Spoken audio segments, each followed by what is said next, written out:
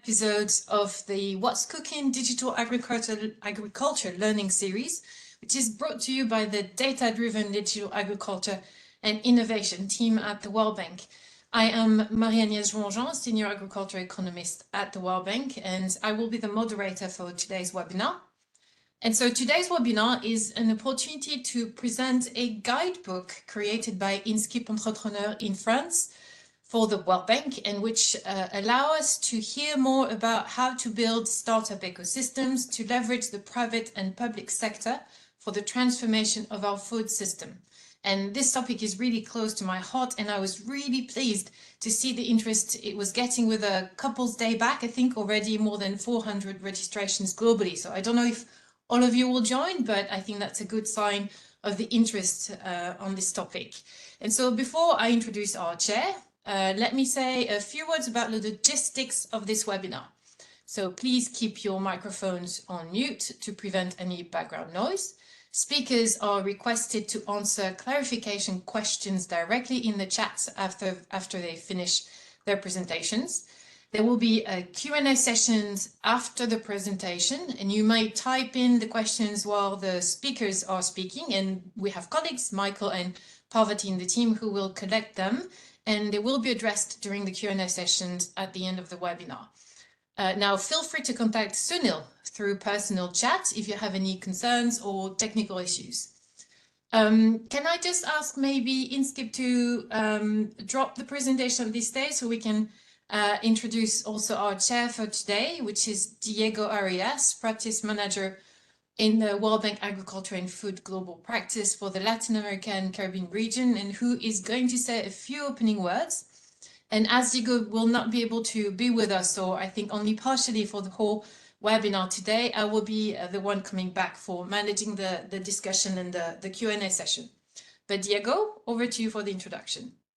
Thank you, Marie-Agnès, and it's great to be chairing this session on building startup ecosystems. It's very critical and timely for the work we do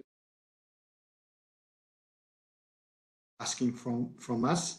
I want to start by introducing our main speaker. Maxime Guillot is an entrepreneur and the founder of INSKIP Entrepreneurs. INSKIP is a French company dedicated to nurturing entrepreneurial ecosystems. Maxime has played a vital role in establishing multiple investment funds and acceleration programs aiming to foster robust and integrated ecosystems in Africa and Europe. And he has specialized on startups, fintech,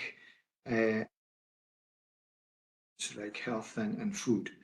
Maxime also mentors startups and guides them through their go-to-market strategies and financing issues.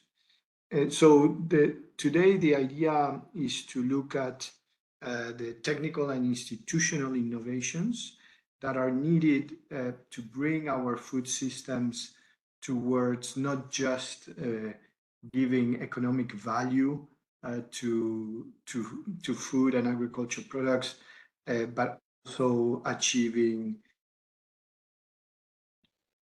human health objectives. So this transformation that we talk about on food systems need innovation to achieve those multiple objectives of economy, environment, and human health. And we know that there are innovative product services and business models that use technologies to address some of these market failures in food systems.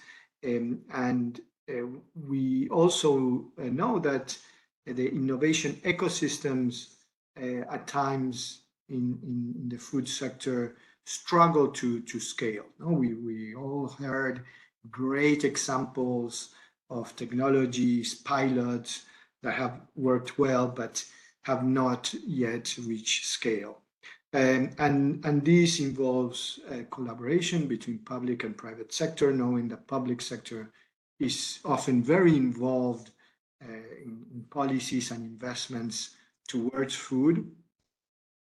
So the entrepreneurship at startup ecosystem in the developing countries is crucial to bring together both the stakeholders and public sector and private sector, like entrepreneurs, farmers, investors. Also, we know startup ecosystems can provide a platform for all these stakeholders to interact and facilitate the growth of these agtech startups. So I'll hand it over to Maxime. The idea is to learn today a bit how some of these new approaches and technologies towards ecosystem strengthening work, especially on the institutional innovation side. The World Bank commissioned a guidebook that will be presented consolidating these insights and also identifying options on what are the development paths based on, among other things, the maturity of these entrepreneurship ecosystems. So Maxime, over to you, and thanks again for presenting. Thank you, Diego. I hope you can hear me right. So I'm just going to present briefly who we are and what we do in about a minute or two. We are a French consulting firm, being both consultants and entrepreneurs, and we've been working to foster and to develop the ecosystems, the whole ecosystems, taking all stakeholders into account worldwide. So we're located in 4 different offices in France, in Berlin, in Dubai, and in Morocco to tackle this ecosystems issue. And so what we do, we think we make and we grow these ecosystems, which means we try to develop everything that is needed to enable everything that the ecosystem needs. And we try to scale these ecosystems to foster and to develop all these new businesses, especially in terms of agriculture and agtech or agrotech startups. We will deep dive into the guidebook that we've been working on for the last 6 months. This guidebook gives a clear view of what to do and what are the best-in-class initiatives that were done and developed worldwide in different locations. And I'll be happy to hand over the mic to Lena to present the guidebook. That's pretty much it. Lena, up to you. Thank you, Maxime. Hello, everyone, and thank you so much for joining. Thank you, Diego and Maxime, for introducing the session. I will be taking over on the presentation of the guidebook that we've conducted with the World Bank in the past few months. But first, just a short introduction. So we get to know each other as well. I am Lina Balmacci, and I'm a manager at Inskip Entrepreneurs. Before that, I have a background in biochemical engineering and entrepreneurship. And I also co-founded a project in agri-tech in Africa and how to find data-driven solutions that can fit the agricultural value chain pain points for smallholder farmers in the continent.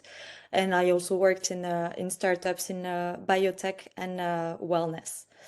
And just a brief introduction on the guidebook. So,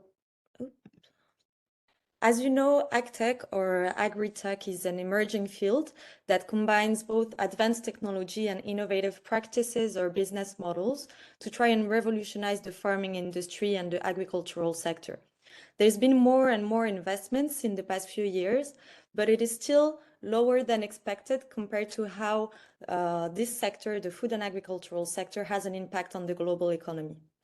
We thus have 2 objectives. The first one is to respond to the urgent need to increase agricultural yields to ensure that we can feed the growing population around the world.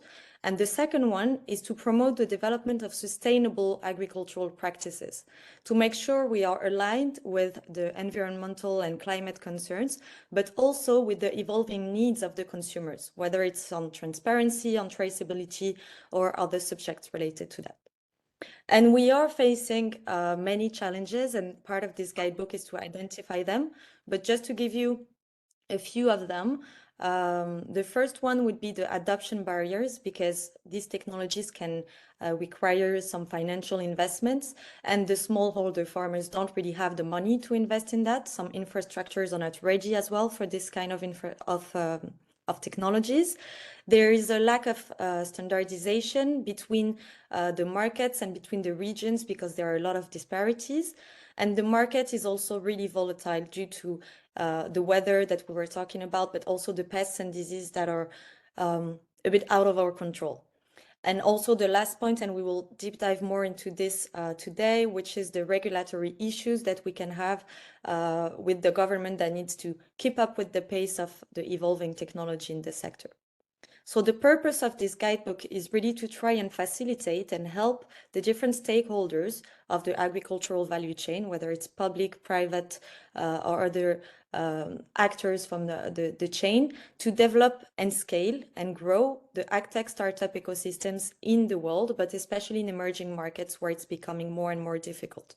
And for that, we are enabling them to make informed decisions based on best practices and concrete use cases, and trying to understand the types of investments that are needed, the type of activities that need support, and also what kind of partnerships we can put into place between these players to collaborate and help each other in developing these ecosystems.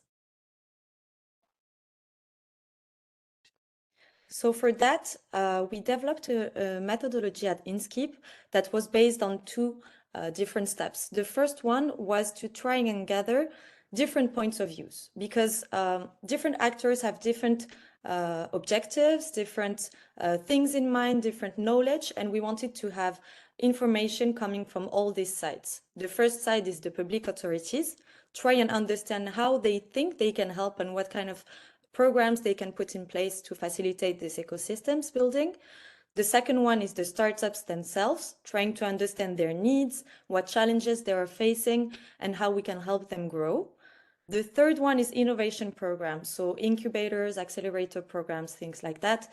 Try and understand how they can optimize the interactions and become hubs for all of the stakeholders. And the last one is financing actors, and try to find a way to de-risk their investments in this sector and try and bring up all the investment that has been made these past few years to another level. The second step of our methodology was to identify what kind of criteria we want to have and how we can prioritize the case studies we will be having in this guidebook, because a lot of countries are interesting to deep dive on, and we needed to have a mix and a sort of complementarity between the 10 case studies that we studied. So we wanted to have a variety of typology of actors, so public, private, academics, startups, funds. We wanted to have different maturity levels, different types of development within the country or the region, different funding strategies, different regulatory frameworks, but also some use cases from different sectors than agtech that we can benefit from because they are more advanced, for example, and that could be replicable to the agtech and food tech sector. And after this two-step methodology, we arrived at this selection of 10 different point of views and actors. We had one in Brazil, so you can see what type of ecosystem we're working on, and underneath you have the maturity level of each ecosystem. So we had one in Brazil, which is Plug and Play, which is an innovation platform. We had Station F in France, which is a private incubator that is really advanced, especially in the agtech sector now. We had two startups, one in Singapore, one in India, and we will have the pleasure to have a representative of Cropping sharing his insights later on. We also had the UM6P ecosystem, which is a university related to a corporate in Morocco. We had the 1 Million Farmer platform in Kenya, which is also working with the World Bank. Another government initiative in Ghana, one in Dubai, which is the Food Tech Valley. So it's really how to create a city around agtech. We had a DFI initiative in Africa with Proparco, which is the financial arm of the French Agency for Development, and a VC fund, Trendlines Group, which is between Israel and Asia. And we will also have the chance to hear one of their representatives later on today. So from these different case studies, we identified 6 challenges. It may seem quite obvious, but we will go into more details afterwards and try and deep dive on concrete examples for each one. But just to have a macro idea, the first one was on data, how to access it and how to access to reliable and transparency in this kind of information. The second one is financing. Obviously, there is a lack of funding, especially at early stages of development.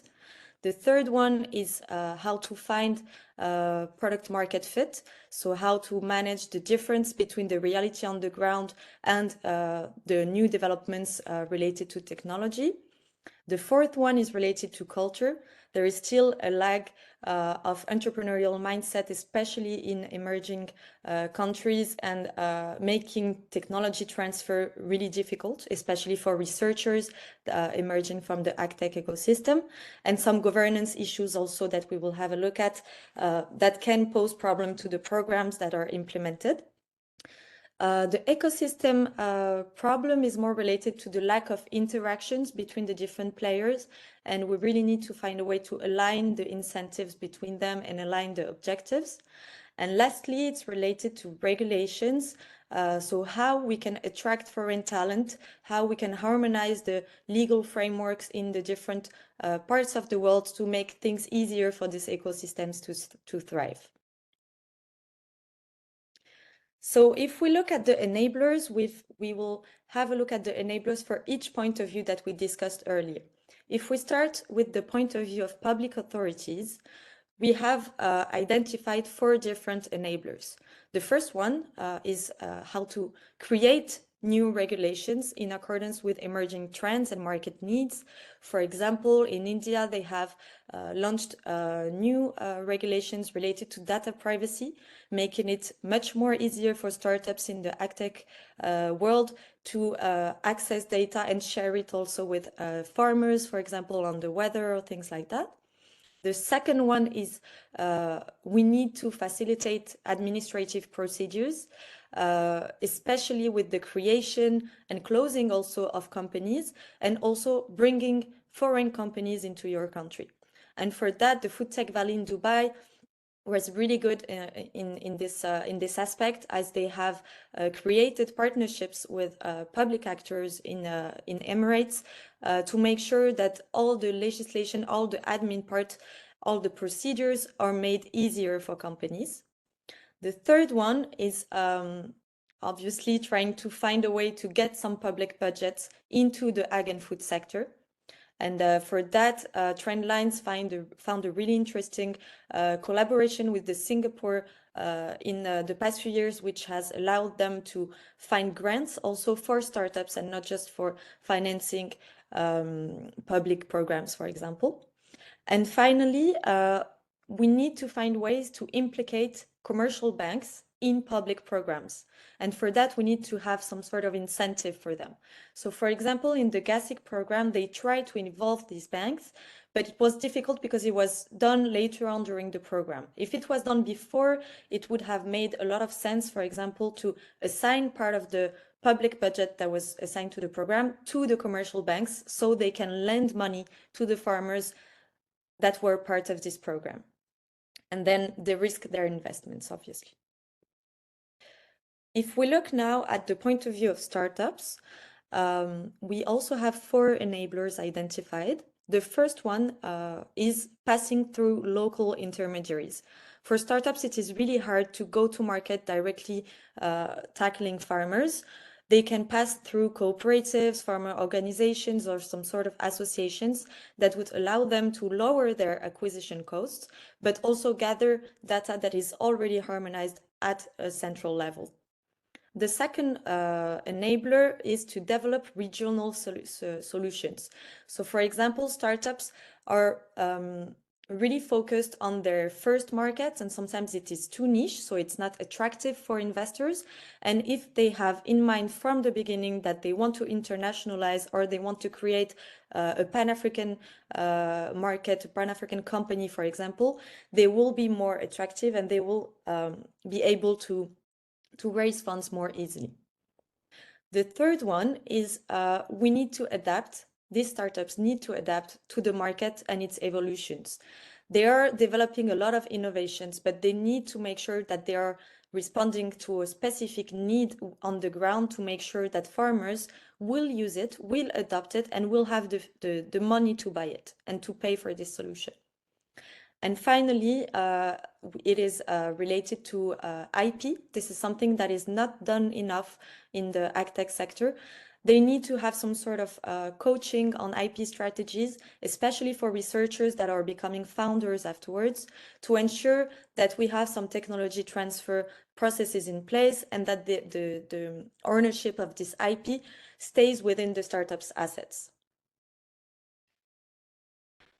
If we look now at the point of view of innovation programs, the first thing that is extremely important is to make sure that we create ecosystems that involve all stakeholders. So academia, startups, corporates, public entities, funds, and that we cover all their needs.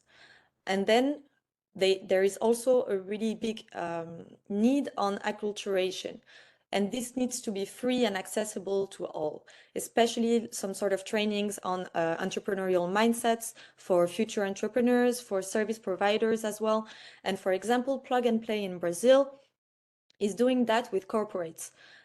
Because corporates want to work with startups. They also want to launch sometimes program within their own industry, but they are not aware of what they can do and they need someone to accompany them in this process.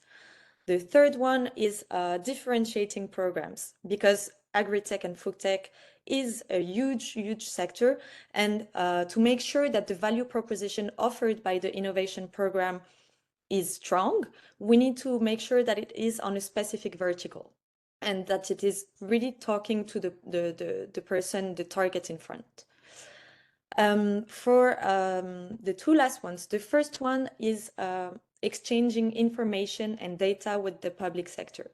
Some partnerships are made, but for now they are mostly focused on financial interactions, so getting money from these public actors. Whereas it's really important to also exchange the data and information that, for example, an innovation program gathers from the startups' needs or from the different type of other partnerships they have with the industry. And Station F in France is really good at that because they have a whole ecosystem, a physical place in Paris where they have the French government giving access to all of the other incubators, all of the universities, all of the startups that are incubated and accelerated within the program. And finally, there is an issue related to governance, especially in public programs. So it is important to try and clarify this governance and assign clear tasks to everyone, even if sometimes outsourcing to expert suppliers can be necessary. And this is what the 1 Million Farmers platform in Kenya did as well. They are more acting as a catalyzer, and they are working with local partners that are really experts in their fields. For example, in the coaching of startups, early stage startups, they will partner with an incubator in place. And finally, the point of view of financing actors. The first thing that is really important, as we were talking earlier about the lack of funding, especially at early stages, it is important to create a continuum of complementary investment players and financing tools as well. For example, Proparco, the financial arm of the AFD, has developed what we call a bridge financing, a bridge investment, and they are providing money in between stages. So for example, in between a seed and Series A fundraising for a startup. And it has proven to be really, really efficient because there is clearly a lack of investment at this part of development for startups, and it sometimes makes them quit for the founders. And this type of investment is solving this issue. The second one is trying to build a strong network and knowledge and know-how on what's going on the field. Because for financing actors like VC funds, they are sometimes scared to invest in the agtech sector because the technology is really difficult to understand, or it is really focused on a niche. And these actors need to have experts like an advisory board, a scientific advisory board, or something like that, to help them understand these startups and be able to evaluate them at the end. And lastly, it is important to build also partnerships between the startup companies within your portfolio and corporates. For example, UM6B, as we said, is a university that is a subsidiary of a corporate that is called OCP. And they have put in place some proof of concepts between OCP, the industrial actor, and the startups they want to invest in. So it's sort of a playground for the startup to test their solutions before getting the investment. And then it's also a proof for the future founder, the future investor, to know that the solution is working and that there is a demand on the industrial side. And this was just a first overview of the different enablers we looked at. So this is more insights, information, knowledge. But now, if you want to really implement it on the ground, we have developed two different tools for the World Bank, but it can be used in any other ecosystem. The first one is this practical tool here to assess the maturity level of an ecosystem. So as you can see, we are looking at 6 different dimensions: the country level, the market, the different partnerships, the value proposition, the finance, and the talent. And for each of these 6 dimensions, we have 4 different criteria that we will score and that will be weighted. And then at the end, you get an overall score out of 10. In the guidebook, you have all the matrix, all the grid with the details, of course, but I just wanted to make it simpler for today. But basically you get a score, an overall score out of 10. And with this score, you can determine if your ecosystem is nascent, if you have a score between 0 and 3, if it's intermediate, if it's between 3 and 7, or if it's more advanced, if it's between 7 and 10.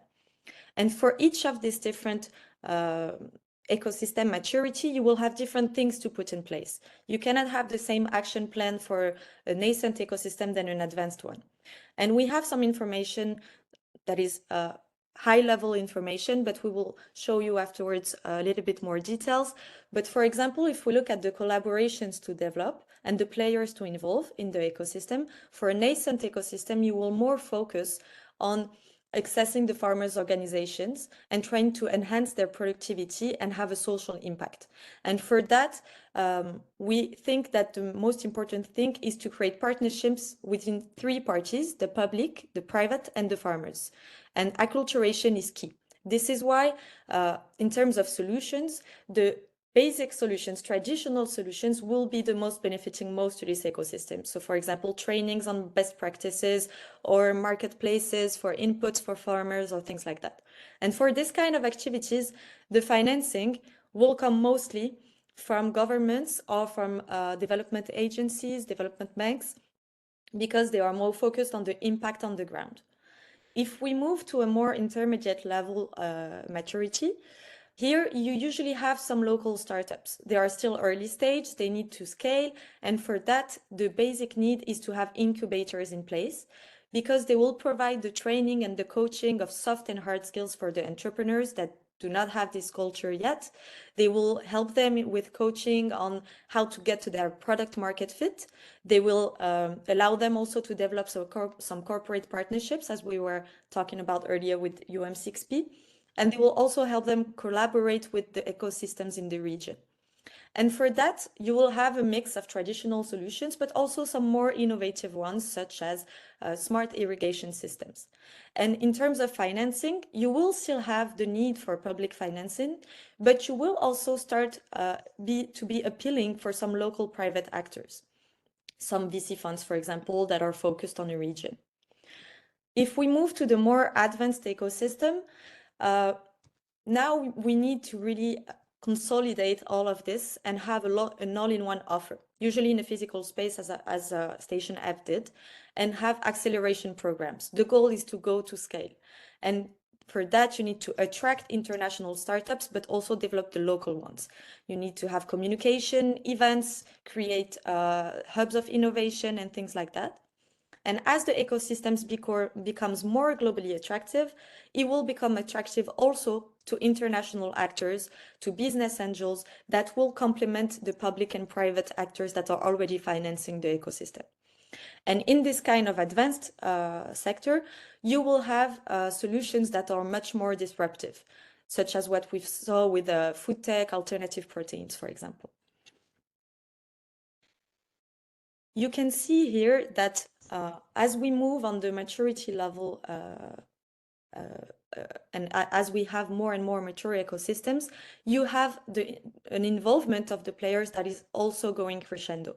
At first, the focus is more on the public and the GFIs and the farmers, but then at the end, you can see that it switches to startups and private corporations and agribusinesses because they will have the money and they will be the ones that can take the impact from the public actors.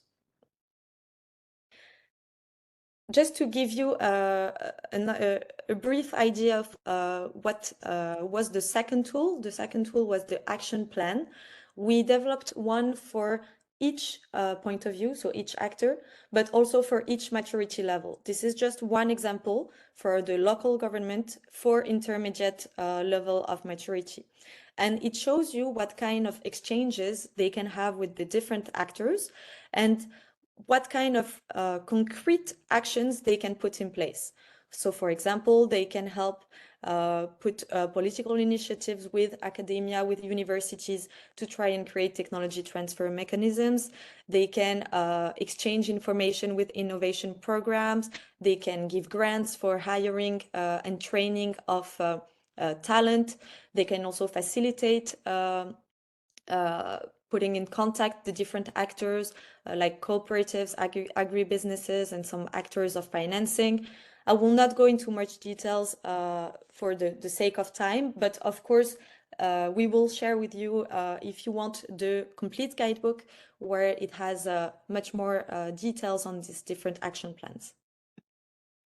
To finish, we just have a short case study to show you what it looks like. We have that folder made for each of the 10 case studies that we worked on. This is one of the examples, so Proparco, an intermediate level of maturity. So first we looked at the context in general of the initiative of the ecosystem, how it was created, when it was created, what is the context in the country or in the region, and why it made sense to create such an initiative.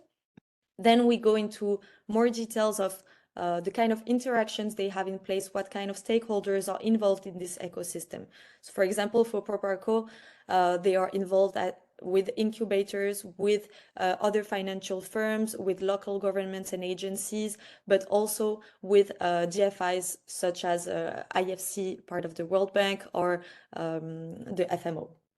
And they have really this central role in investing in this in the private sector.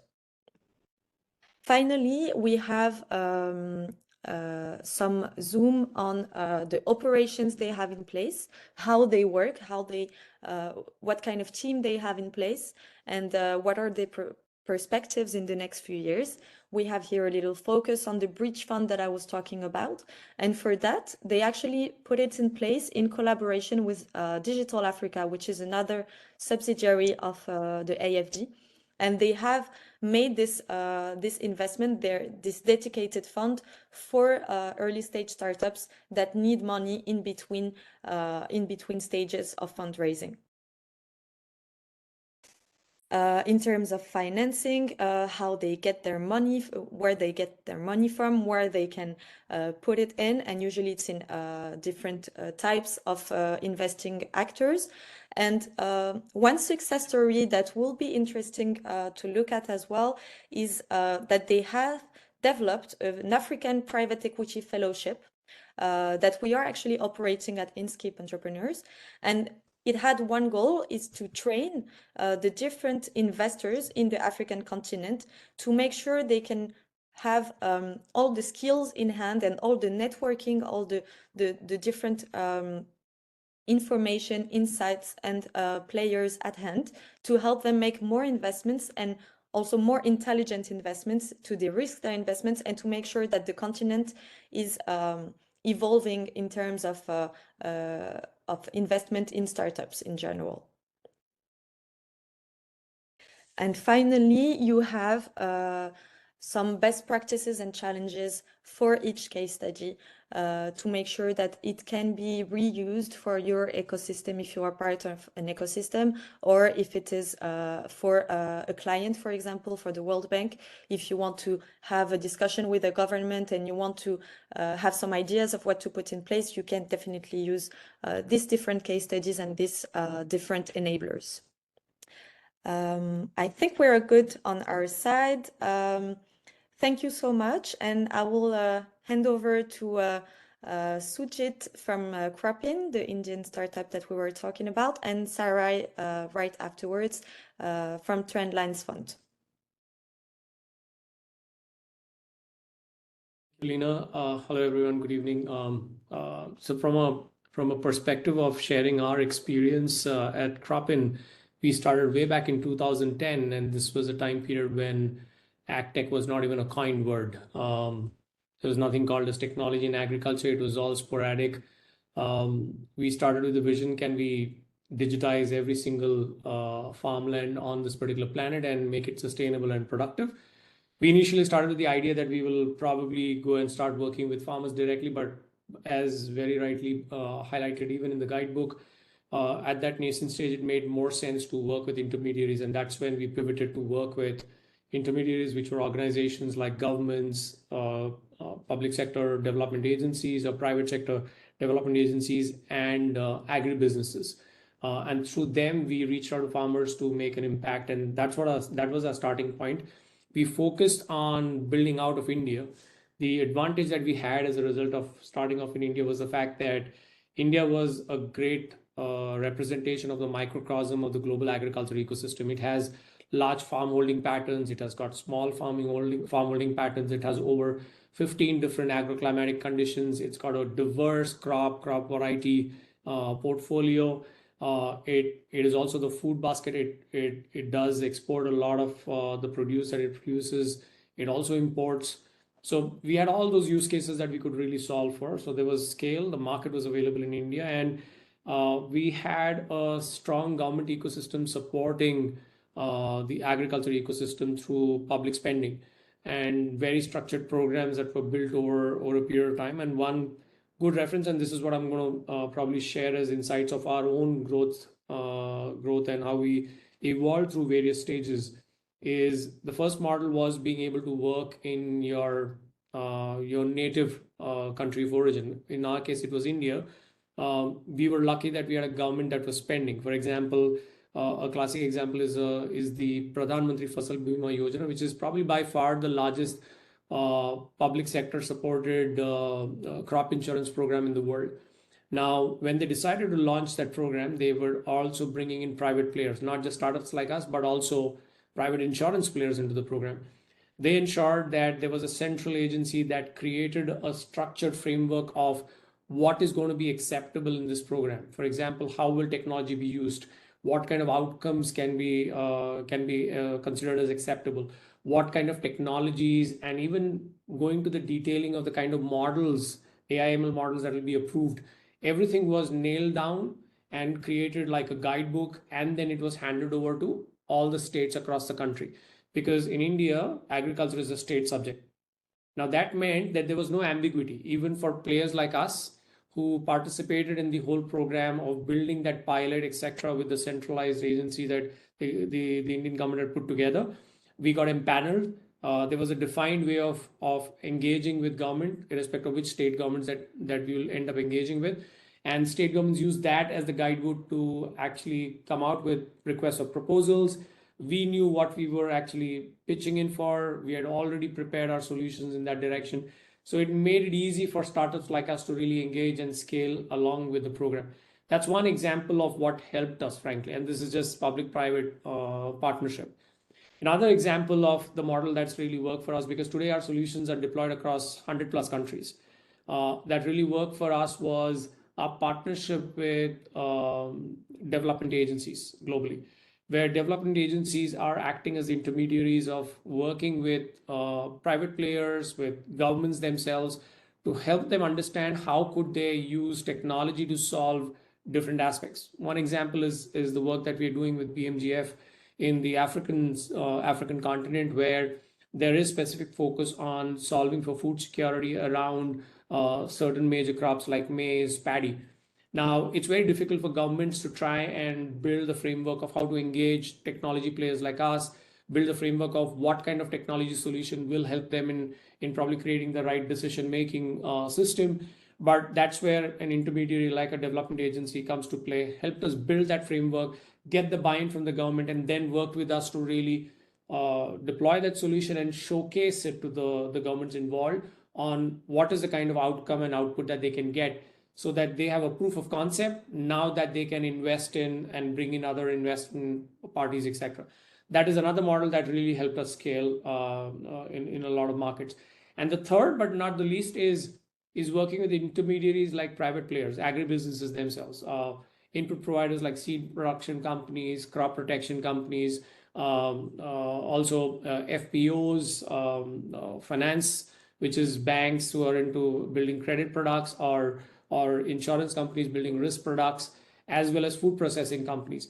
Here, what helped was they were all struggling to solve for various use cases that they had to solve for the farming communities that they engage with, because at the end of the day, they were focused on ensuring they make profits, but they are not a technology company at the core. And that's where they had several innovation programs where they were open to engage with startups like us. That gave us an opportunity to work with them to build the product platform that actually solves for their use cases, and in the bargain solve for the similar use cases for players across that industry segment. For example, for the coffee value chain, or the potato value chain, or the seed production value chain. That helped us build a market ready solution that we could then take to more players and scale. And that was a third model of framework that truly worked for us. So combination of those three really worked. But at the end of the day, the important part, and I completely resonate with some of the insights shared in the guidebook, start with wherever you are and solve for the ecosystem that you operate in. But always keep your eye on globalization is what I would refer to as. Because without that, you will face constraints of being able to scale and grow further, because this does require investment. And for you to attract investment from various players, including government saying, I'm ready to work with you, is going to be able to show them that you know how to scale this. And that can only come from the mindset of being ready to globalize whatever you're building. So those were some of our learnings. And today, where we stand, we are really building a global ecosystem platform, where we have launched the first industry cloud platform for agriculture, where we clearly believe that we won't be able to solve everything by ourselves. So can we enable other solutions also to come and integrate into our core platform, and thus unlock more value for more players with the least amount of heavy lifting. And last but not the least, we are now in the journey of integrating generative AI into our platform, so that we can actually truly democratize agriculture intelligence for anyone and everyone out there in the agri value chain, without any background on what's probably happened, where they can ask simple questions and get information or access to intelligence right out of the platform. That's where we see the future going, because we want to be able to democratize and just scale access to agtech for players. That's a quick overview on the cropping journey. Thank you for listening in. Sarai, over to you.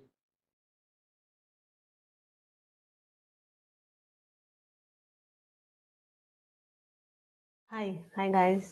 Thank you, Sujit. It really resonated what you said about going global. Coming from a small country, Israel, and also working in Singapore, which is also a small agriculture country, it's essential. So any startup we look at has to go global, I think, from day one. And I really appreciate what you just said. I'm going to share my presentation. I prepared a few slides picturing the ecosystem both in Israel and in Singapore, to give you some numbers also. Let's see if I can do it correctly. You use your own, you don't use not Zoom and no Teams, so, but let's see. I managed, right? Yes. Okay, If great. you can just put it on full screen, Yeah. it's perfect. Okay.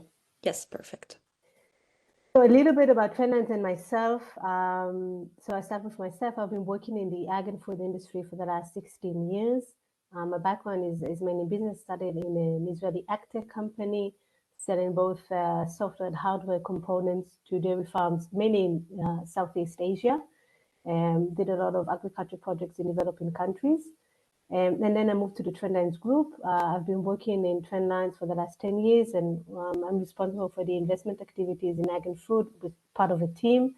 And I'm an expert in investing in ag and food startups. This is what I do day in and day out. Trendlines Group is an Israeli company, publicly traded on Singapore Stock Exchange. And this is why we also have a strong activity base in Singapore. We've been existing for the last 15 years, 7 years as a public company. We have different vehicles of investments. I'll explain a little bit more about them later on. Currently, we have 55 portfolio companies, about half in medical device and half in ag and food. Our portfolio company raised close to $500 million over the years, and we had 10 exits out of our portfolio company. Specifically in ag and food, we have 23 portfolio companies. This is not the amount of companies we invested in. This is the companies that we currently have, which means we closed down a few. This is part of our business. We invested in over 30 companies in ag and food, and today we have 23. About half of those technologies originated in an academia-based technology, where we were the venture builders of that technology. We licensed the technology. We created a team around that technology, and the company built up. And about half came from private entrepreneurs. Half of our companies already at revenue stage. Below you will see the 4 pillars that we have of investments. So we are collaborating with the Israel Innovation Authority in Israel. We have an incubator, and I'll explain what the model is. Then we have a fund together with Bayer Crop Science that we co-invest together in technologies that are relevant to Bayer's core interest. Then we have the Singapore Fund, which is a fund that is based in Singapore but invests globally, farm to fork across the ag and food supply chain. Sweet spot is seed pre-A investments, which means early commercialization, I would say. And then we also have in Singapore, we have an incubator and accelerator. Both are supported by local government agencies, so very similar to the Israeli model. So we have support from Seeds Capital, which is a government agency, and Enterprise Singapore, another government agency. So we either invest off our balance sheet in companies through the incubators that we have both in Israel and in Singapore, or we invest through the funds that we have, where we are the general partner of the fund, and we have an investment committee with different members that takes a decision to invest in a company. And we also do co-creation. So we team up with industry partners like Mondelez and Bayer, where we identify a need of those companies, and we scout for a specific technology that can meet that specific need, and we create a company together. So we did that with Mondelez, company, for instance, that grows cocoa powder and cocoa butter in fermenters rather than on a tree. And then with Bayer, we've did a bunch of companies through the fund that we have. We're very active in creating and building the ecosystem.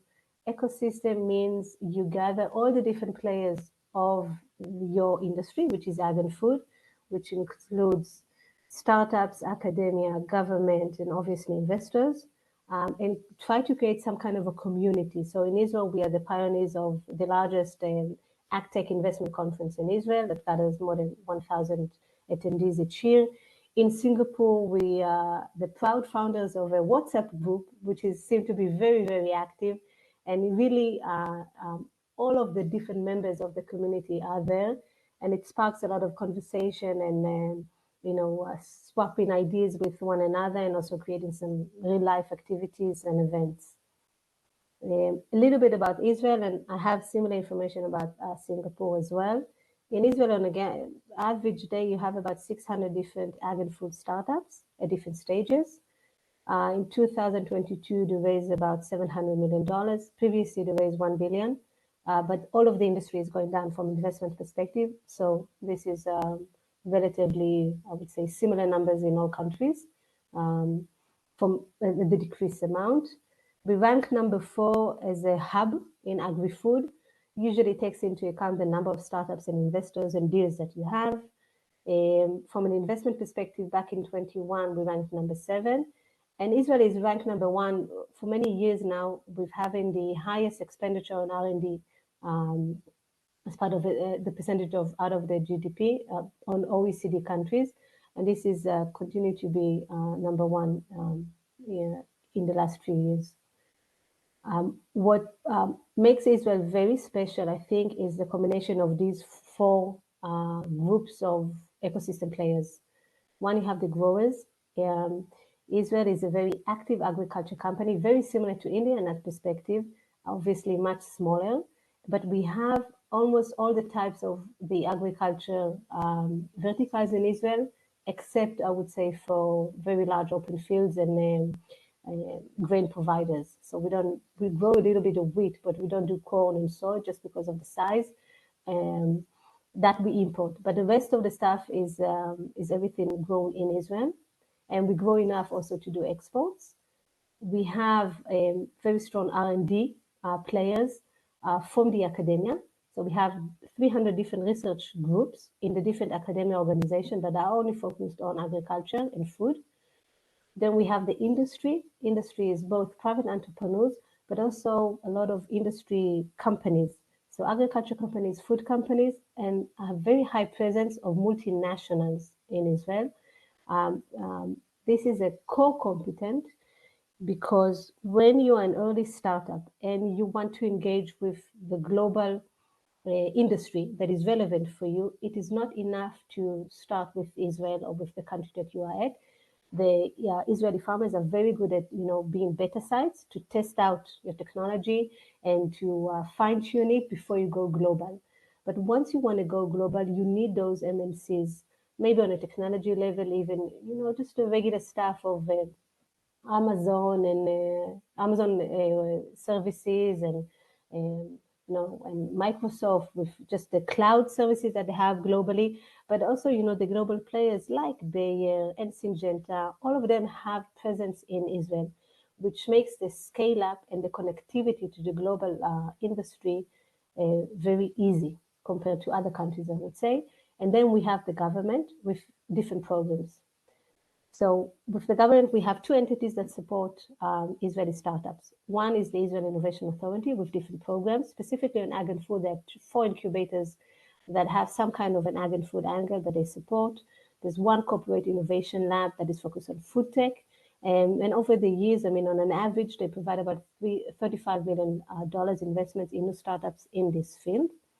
With the Ministry of Agriculture, usually they team up with the Israel Innovation Authority, and then they have specific pilot programs to test new technologies where they fund those new technologies and the collaboration with farmers in Israel. So that program, usually they invest $6 million. It's not a lot of money, but it's a way to penetrate the market and to test the new technology. And they have a lot of funding for academic research in ag and food. So these are the leading universities. All of them have some kinds of ag and food research groups. These are some of the multinational companies that have presence in Israel, and you would see they are across the different verticals. You have both in food and animal health, and chemistry, and drinks and CPGs, consumer packaged goods, really everything. And it's not just that they have like a production facility in Israel. They have some kind of an innovation arm in Israel, actively scouting for new technologies. And that innovation arm is connected to the central innovation arm. So again, scaling up becomes easier. These are some of the accelerators and incubators and innovation centers. You see, it's quite a lot. All of them are focused on ag and food. So there's quite a lot of variety. When we look in Singapore, It's a similar model, but younger, because it started only 4 or 5 years ago. We were one of the first ones to come. So back in 2016, they had almost 20 startups in agri-food. 2021, they grew to 120. This is a lot in Singapore numbers. And back in 21, those startups raised $1 billion, which is also a lot. It's first from, in Asia perspective, it's the first country to attract so much money. They created, the government created 6 new accelerators. They hunted down companies like us globally that have proved that they can build an ecosystem where they come. So they hunted someone from Israel, someone from Australia, someone from the States, and they lured us to come to Singapore and set up similar activities in Singapore. So these are the 6 accelerators. They have a government plan, which is called Seeds Capital, that provides investments, with a budget that is allocated specifically for this, of 90 million Sing dollars.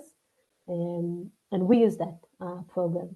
So these are the accelerators. We are one of them, but you have Hatch on aquaculture, and you have Grow, I think they're from Australia.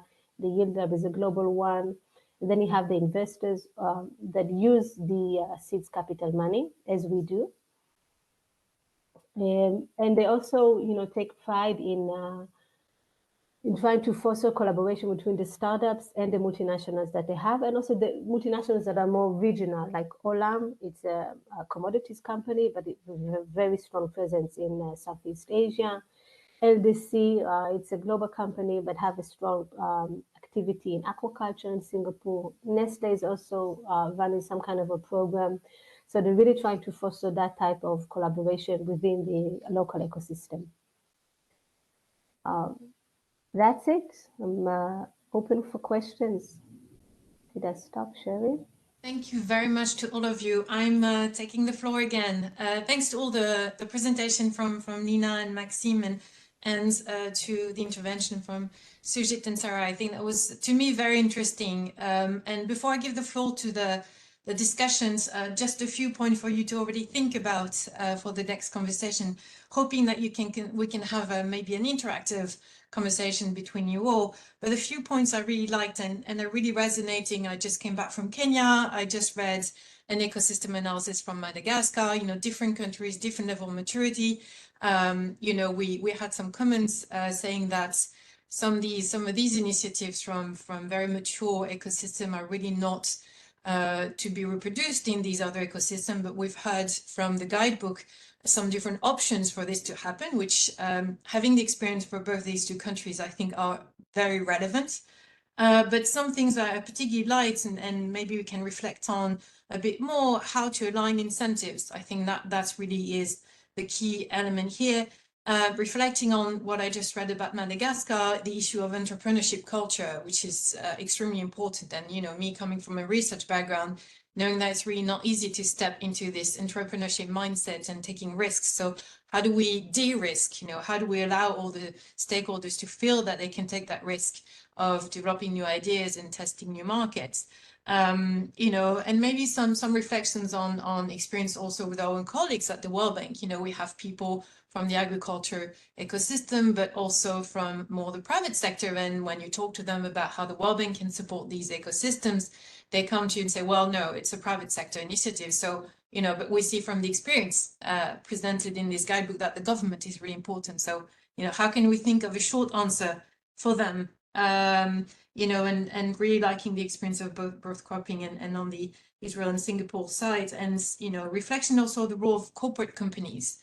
There were some comments about this. So can we, we've heard about the role of governments. We saw some elements about corporate companies, but how could they maybe be an actor for this? And last word before I introduce our next speaker, I think, one thing that we are guilty of at the World Bank is, because of our system, of course, we focus on farmers and, impacting farmers directly, but maybe in this ecosystem, we need to really identify the right intermediaries to work with, right? We've seen in these nascent ecosystems, we should work with cooperatives, if they even exist, to be honest, or maybe our role is to create them around the use of innovation. And maybe that's a little bit more the experience of what's happening in Kenya, actually, where we've connected creating groups, innovations and trainings, and we can see what's being picked up. But the digital part doesn't necessarily go directly to the farmer, but maybe the person who trains the farmer.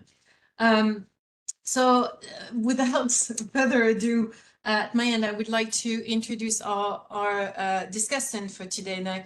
And I warmly welcome Professor Lubna El Mansouri, who's the director of the digital pole of the Ministry of Agriculture in Morocco. Morocco is investing a lot in the digital ecosystem and in developing ways to allow its farmers to access e-services. And so giving you the floor, Lubna, to tell us more about what's going on in Morocco and maybe a bit more how the World Bank can support you in developing your ecosystem. Over to you. Okay, thank you. Merci, Marie-Agnès, to associate me in this webinar. And I would just present myself more. So I'm Lubna Mansouri, but I am digital hub or pole of agriculture ministry in Morocco. But my background, I'm coming from data science for academia. So it's very important to me, this background, because this is what allows to me to understand how technology can be built in agriculture digital transformation. So at the first, I want just to outline that the presentation of in Skip was very interesting, and their funding meet highly what we are doing in our operational strategy of Digital Hub. So just to present correctly, so our institution, we are a new institution created 1 year ago, and created under the frame of Green Generation Strategy, which is the agricultural policy of Morocco that frame the sector from 2020 to 2030. And this new institution is created and dedicated especially to transformation, digital transformation of agriculture sector. When we tell agriculture sector, it means private and public part. And which is also particular for our institution that we are a JP. It means a cluster of 11 institutions, which including Ministry of Agriculture and the Ministry of Finance and Economy, and the key players of the agriculture ecosystem. Key players of academia, research and development institution, 4 institutions, and the institution of also of working on agriculture in Morocco, like ONCA, which is the advisory agency, which had the contact directly with farmer, and ONSA, which is working agency work on quality of food in Morocco. And also we have the bank to ensure this part or this component of funding. We have insurance, La Mamda. Also, so we are creating a small ecosystem, because in Morocco, I think that we have understand that to transform or to include digitalization in sector, moreover, at farmer level, we need to work together. We need to have a common vision between public, which is present with ministry, and other key players in the sector. This is not the responsibility or the role alone for public sector, but also for private sector. This is why I find that what you are presenting as a guideline are very interesting. Also, at local level, internally, we have done some mapping and some analysis of ecosystem, and we understand well that the startup or private sector in generally, enterprises, startup, research, development, result also all those actors are the high role to play in order to drive technology to farmer, moreover the small farmer, which we are in our concern at the ministry, and they represent more than 85% of farmers in Morocco. So in this sense, I want just to make some element that meet our what you are presented. So in our action plan or our master plan, we work on education. We call it education, what we call acculturation, what we call capacity building. Yes, we are agree that it's a key axis in order to develop the transformation of the sector and include technology. But just the idea that the small farmer it's not ready to accept technology, it's not so it depends, because I think that it depends highly on how we present the service, how we present technology. We have some tests with local farmer, and we find that the packaging of the service, how we present it, if it is very simple and not necessitate any engagement of downloading something or subscribe, just like voice message that we can receive by voice and we can answer by voice, it works really good without any problem, and they are very active to receive this technology. But if the technology are consuming in terms of expertise, this necessitates other mechanism to make it consumable with agriculture, with farmer. This is the first just a remark that I have on what is presented.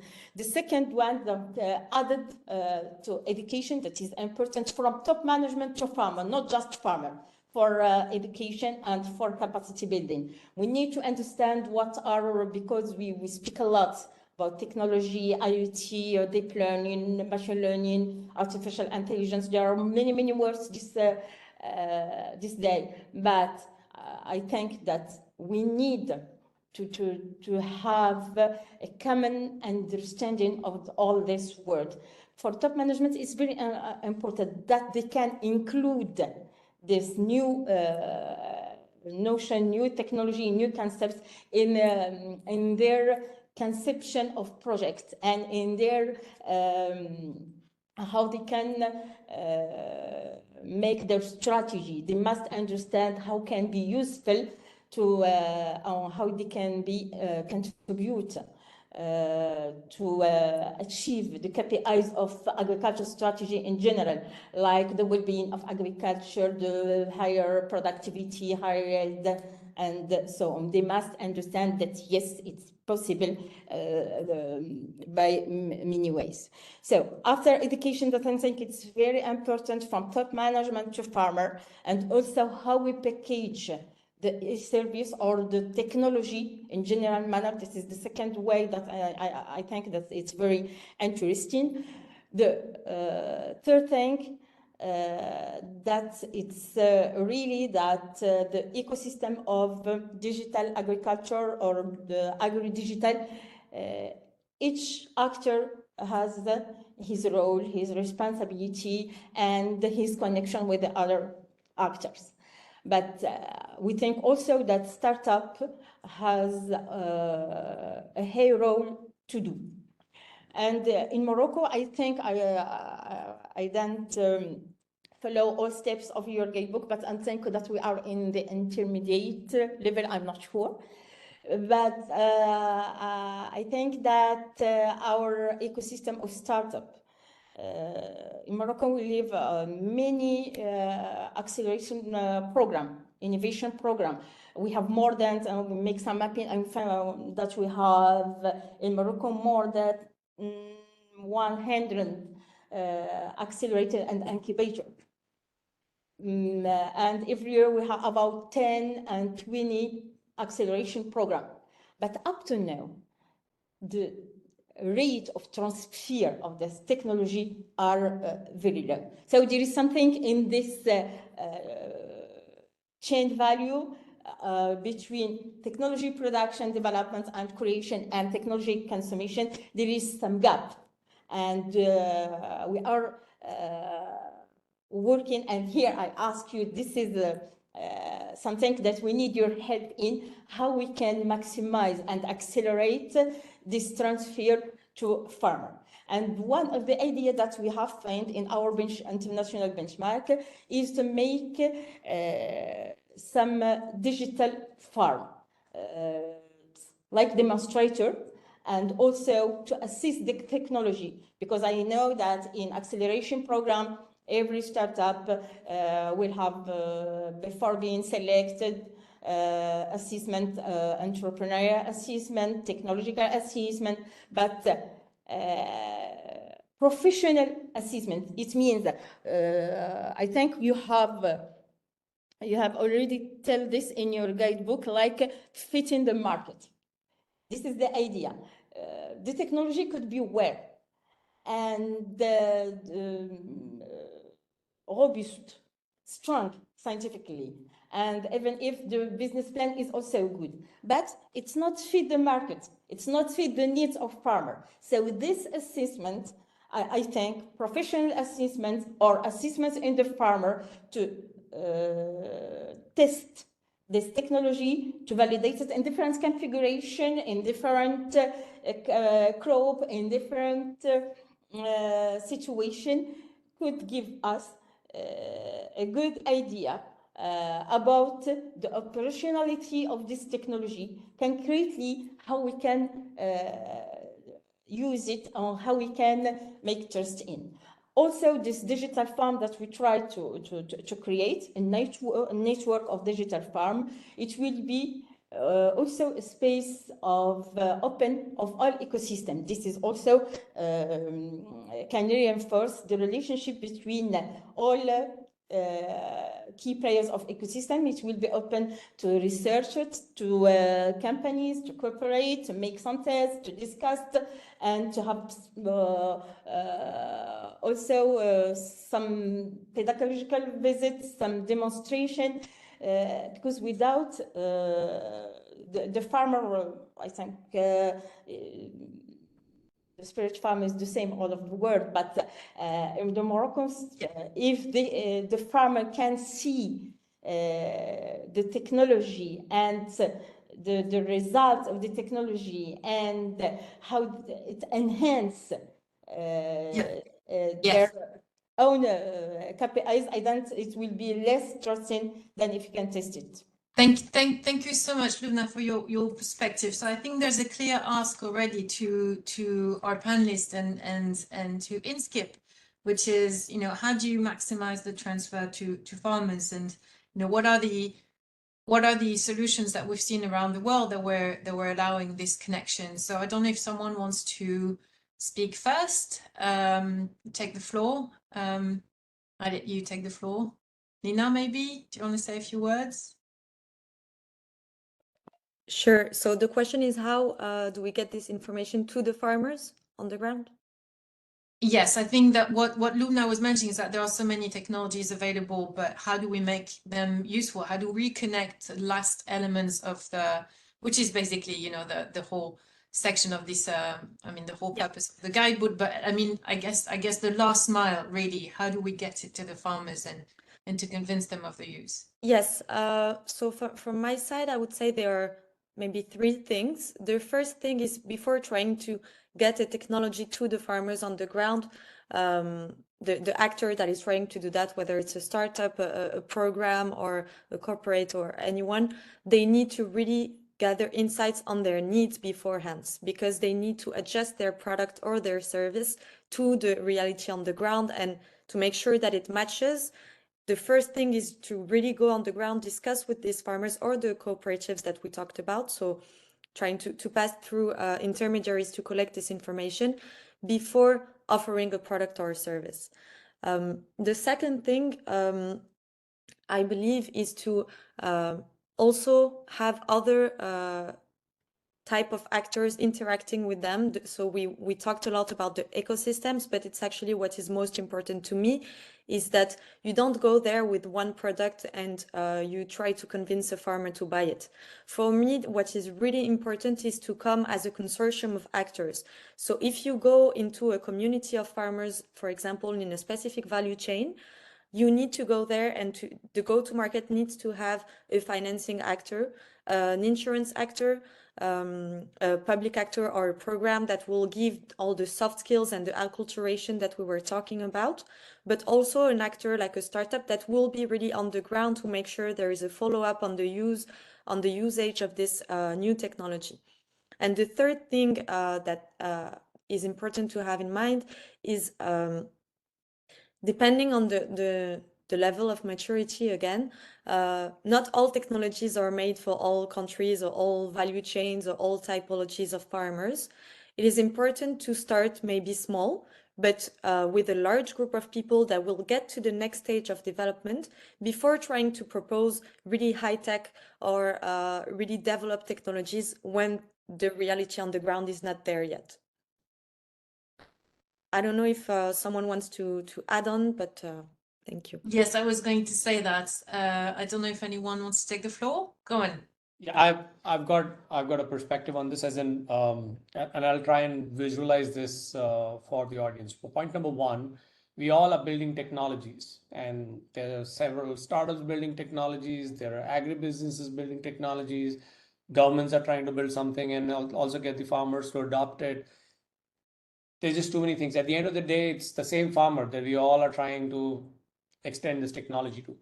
So the best way, the way I see this, the way we should build towards the future is where the last mile part of the tech stack has to be owned by the government of that particular country. It can't be given to other stakeholders. And that's what, for example, in India, we are trying to build the agri stack. We've got a great and parallel reference. For example, we built the entire fintech stack, which we're calling as the India stack, where things like Aadhaar, where every Indian has got a digital ID, okay, that is linked, and players can actually use that to be able to deliver their services to users. We also got the UPI, which is the payment gateway backbone that is built by the Indian government. So that last mile for the end user is built and owned by the government. And then everyone else, which is every player who's building out things, will integrate into that particular stack. So for the farmer, there's only one interface and not multiple interfaces of trying to gain benefits of technologies or solutions or innovations being built out. And I truly believe that's the way to go. There can't be any other way. Otherwise, all that we're creating is just a lot of noise and confusing the grower or farmer community, which will only create more barriers for them to adopt. So that's my limited submission. Anyone else wants to take the floor? It's all right. Ideas or yeah. Just to add, I think it is what Sujit just described. I think it's wonderful that is taking place in India, but to be very honest, I think it might only be suitable for developing countries that have maybe smaller farm plots, smaller farmers, that technology is not implemented yet to its full extent. If you're talking about developed countries like Israel, United States, maybe even Europe to some degree, although they have smaller plots, I think it will be difficult to get something that is centralized from the central government, just because farming is operational structured differently in those countries. Even though the government owns the land, at least in Israel, I mean, it's not, you lease the land from the government. It's still, letting the farmers take something that is centralized from the government. I don't think it will, they won't swallow it so well. Farmers like to be independent. They like to control the information. So it really depends on the country. I wish it was the case, but I see it very difficult to implement. Thanks to all. I think these are all very interesting points. And yet again, we see the difference of maturity of the ecosystem. And maybe the idea is that we start with a strong government, but we need to have in mind that, later on in a more mature ecosystem, there needs to be space for, these companies to be able to reach out directly to the farmers. But it's always a little bit difficult, right, to see the transition, but something to really think about more carefully. So I adding my 2 cents, and I really like the fact that both Nina and Sujit, went to the point of the noise, and maybe the element of bundling, of trying to reach to the farmers in a coordinated way, and not just throwing the technology at them, but maybe accompanying some of trainings. And we've seen, in different places, and just again coming back from Kenya, how these elements of training and how we manage to bring the information to the farmers is a really important thing. To add to this, indeed the noise is quite problematic, and we see that in different regions around the world. Farmers are feeling that they are being there to test a lot of these techs, but ultimately are not getting a lot of benefit at this stage. So going back to Lubna's point, how do we showcase the benefits? How do we make sure we test? And I think that goes back to one of the core issue in agriculture, which is it's not in fintech, right? Agtech has to follow nature when it comes to testing. And so that's one of the big issue we always have. It takes longer to test these technologies. And that comes to the point of access to finance, because of course, then we're talking about what we call, in some environment, patient capital. So, I suspect Cropin has had to go through this quite a bit.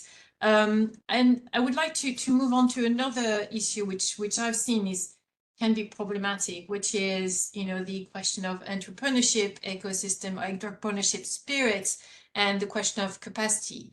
We see that in many countries, and yes, again, the 2 examples I gave, it's pretty striking. You can train a lot of people, but ultimately they do go to the private sector, usually where there are better salaries, which we can't really blame them for, or so sometimes it's a brain drain, or how do we bring into these countries, probably more on the nascent front, or maybe an intermediate front, how do we bring these kind of entrepreneurship thinking? How do we bring maybe also the security? And I will just tell you where I'm going with this is, can we think of co-creation maybe with different levels of maturity of ecosystem, and how could maybe this help in the case of Morocco in showcasing what can be done, or bringing the complementarity of knowledge, but also in the case of a country like Madagascar, where there's really a real issue in how we approach entrepreneurship. So I don't know, maybe Maxim, you could come on this and say a few words, and I'll let the others think a little bit longer about this. Everyone, just being back. The question of what you just talked about, Marianne, is very key to go directly into the ecosystems and make it real. Anyway, I'm just not gonna be that long. Let me know what I can ask or I can add to the discussion. I'll be able to answer the question. I might have a few examples, because we did exactly that in Singapore. Israel is a very entrepreneurial country, and I'm sure everybody knows that. We are considered to be the startup nation. So entrepreneurship is not an issue in Israel. I think it goes to necessity a lot. And actually, I think this is a positive point for developing countries. In many cases, Israel is a developing country. And I think, the sense of urgency and, instability even really pushes a lot of entrepreneurship. And Singapore is the opposite. People chose to be employed by the government and the big corporates rather, the private sector being entrepreneur, because there's a certain fear of failure. This is, a component of a culture that is not so acceptable. And being an entrepreneur is you need to fail. This is part of your journey. So in countries that are very developed and you have other opportunities rather than being an entrepreneur, it's much more difficult to foster entrepreneurship. And one of the challenges we have in Singapore is finding those young CEOs that are willing to take a chance and a risk. And I think actually in developing countries, taking chances and risk exists much more because of the situation. And in Israel, what we do, maybe because it's part of the culture, we see so many entrepreneurs around us, but it comes already when you are young. And when you're in middle school and high school, you have entrepreneurship programs. Entrepreneurs come to high schools and speak about being an entrepreneur, what it is. I lecture to sophomores, in universities, first degrees about being an entrepreneur. It's part of the education system from quite an early stage. I can maybe add on to what Sarah has mentioned. I totally agree. And I think also what worked well from what we saw in Morocco or in France is when you have some incentives first coming from the government. We were talking about all the admin procedures with becoming an entrepreneur, with having access to financing, to recruiting people, all the administrative that is around that. If it's made easier, it becomes less of a burden to become a startupper. And also having success stories, communication around startups that worked, rather, even though you have the failure rate and it's part of entrepreneurship, and you need to have this entrepreneurial spirit if you want to launch a company, but you also need to get inspired by other people who launched startups in their countries. And for that, we need to have more communication, more specialized media, for example, that would relate this kind of information, this kind of fundraising. This is something that is really common in the US, for example, but we don't have that in emerging markets yet. And the last thing is the entrepreneurial mindset in general and the methodology behind launching a startup, going from I have an idea, I can launch a startup, to actually knowing all the different steps you need to put in place before you can have a startup and make it work and make it grow. There are more and more free trainings online, and it needs to continue to be free and accessible to everyone, especially students, because they are potentially future entrepreneurs, but also we have what is called entrepreneurship, so within corporates. And we have done that a lot at InSkip, putting some sort of training into innovation, into how to launch a company or a business unit within your corporate. And it's also something that already gets you into the mind of launching something and getting ownership on your projects. And you may become afterwards a startupper, for example. Thank you very much. So unless someone else wants to intervene on that topic, I'll move to my last question, which is usually where I go with these webinars, which is the point originally for us at the World Bank is, so to you, what could be the role of an organization like the World Bank in supporting the development of these ecosystems? We had some actors saying the World Bank needs to be there to ignite, these ecosystems. The World Bank is a honest broker, a convener. So, how do you think would be the first step for the World Bank in, looking into supporting these ecosystems? Who wants to take the floor? Big silence. Lina, come on. Yeah. You can say a few words, I'm sure. You're finishing with the difficult question. What can you do? Well, I think we have probably a lot of also World Bank people in the audience, and feel free to share your insights on the chat. We will totally benefit from it. In my opinion, the main role of the World Bank would be to try and get the right information and be a sort of lobbying actor towards the different government that you are working with, and try and show them what are the objectives, what are the real action plans that you can put in place to have an impact on the smallholder farmers.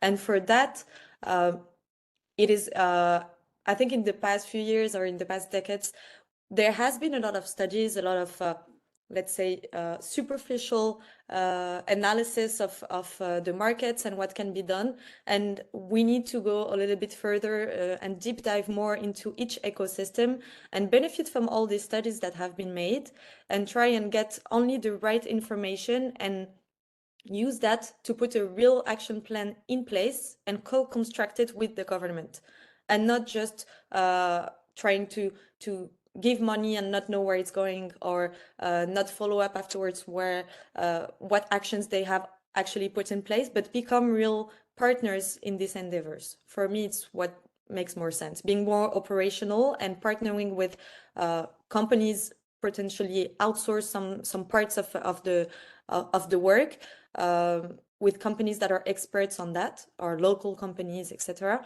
to make sure that the work is actually done and that it has an impact at the end. Thank you. Anyone wants to take the floor? Otherwise, I'll say some last few words. Well, thank you so much. I think there is quite a lot of work that the World Bank can do. I'm sure there's the idea of de-risking the ecosystem, and you're absolutely right. The issue that we see these days is how do we avoid having so many amazing pilots which are never brought to scale? How do we avoid having this tendency of having so many innovation challenges, but no program to get these companies which are selected to actually thrive and go to scale? So we have to be maybe a bit more thoughtful in thinking longer term in terms of how do we get these innovations to the ground. So thank you so much. I see someone says building strong entrepreneur skills is key. Yes, I agree with you. Let's finish on this last comment, and thank you all so much for being with us today. I hope we can continue to think and move in this topic, because I think this is really where the next phase is for us. So looking forward to engaging with you all. I saw there were a lot of exchanges of emails in the chat, so looking forward to hearing from your companies too. Thanks a lot and have a good day. Bye. Thank you all. Thank you.